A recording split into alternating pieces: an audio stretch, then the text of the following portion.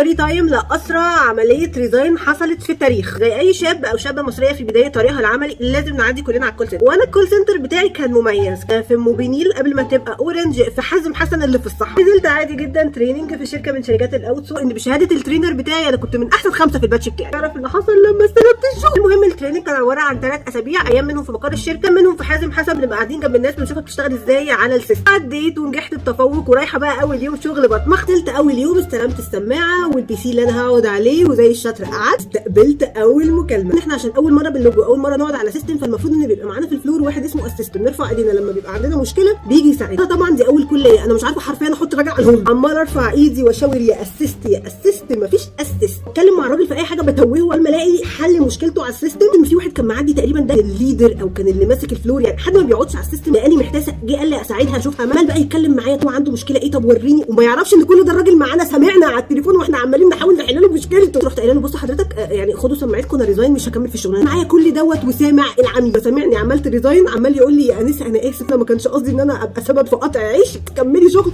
انا هقفل وهكلم حد تاني. رحت رد عليه قلت له لا يا فندم حضرتك مالكش ذنب، معايا بقى بيحاول يساعدني، بيقول لي هو كل ده العميل مش على الهولد سامعنا. راح خاطف السماعه مني، اعتذر للعميل ودايركته لحد تاني، خرجي في زي مكان فيه بلكونه كده، خرجي شمي هوا. اللي طالع عليا مش عايزه اكمل، انا مش عايزه اكمل، انا ريزاين. وفعلا عملت ريزاين. ممكن ابقى احكي لكم انا روحت ازاي من الصحراء في جزء تاني عشان الفيديو ما يطولش.